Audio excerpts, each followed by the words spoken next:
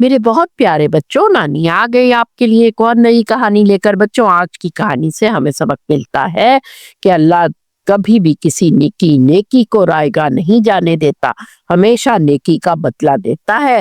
بچوں، یہ بات بہت پرانے زمانے کی ہے کہ ایک گھنے جنگل کے کنارے پر ایک مٹی کا بہت خوبصورت گھر بنا ہوا تھا، جس میں ایک بوڑھی اماں اور ایک بوڑھے بابا رہتے تھے۔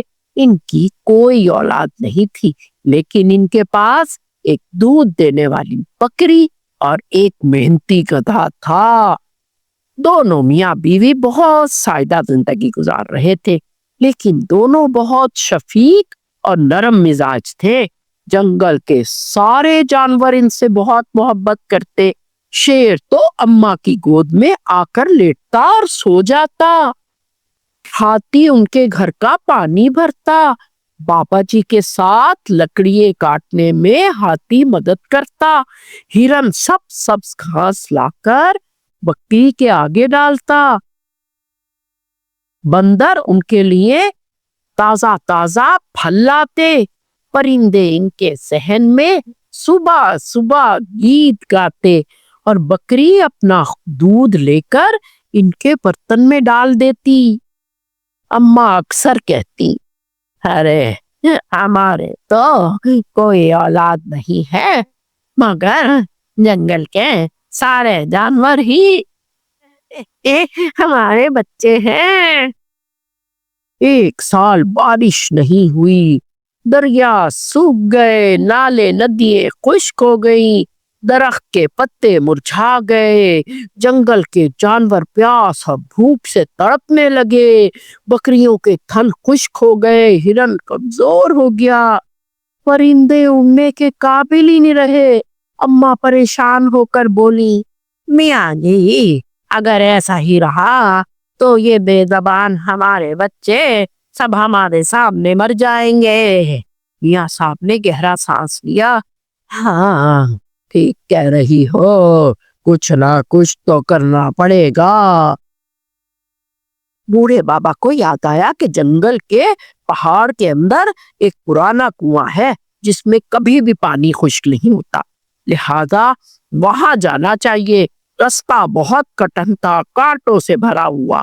میاں صاحب نے 2 برتن گدھے کے اوپر لادے اور سفر شروع کر دیا۔ کئی دنوں کی مسافت کے بعد دونوں تھک کر نڈھال ہو گئے، لیکن وہ ہمت کر کے پانی کے پاس پہنچ گئے۔ پانی کے کنویں سے انہوں نے دونوں گڑھے بھرے اور گدھے پر لادے، اور بڑی مشکلوں کے بعد ہانپتے کانپتے جنگل میں واپس آ گئے۔ جیسے ہی وہ جنگل میں واپس آئے، انہوں نے پانی کے برتن جانوروں کے آگے رکھ دیے۔ شیر نے پانی پیا اور زور سے دنگاڑا۔ پرندوں نے، جتنے بھی جانور تھے، انہوں نے سب نے پانی پیا۔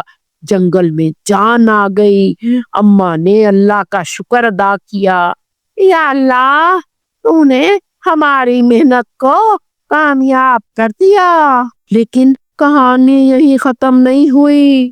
اگلے دن ایک شکاریوں کا ٹولہ آ گیا، اور وہ جانوروں کو پکڑنے کے لیے جال اور تیر کمان لائے تھے۔ بوڑھے بابا ہاتھی کے اوپر جنگل میں لکڑیاں تلاش کر رہے تھے کہ ان کی نظر ایک جال پر پڑی جس میں شیر پھنسا ہوا تھا، اور زور زور سے شکاری ہنس رہے تھے۔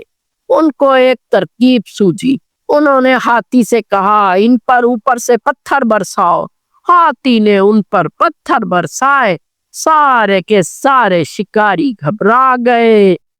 ہاتھی نے اور بابا جی نے مل کر شیر کو آزاد کیا۔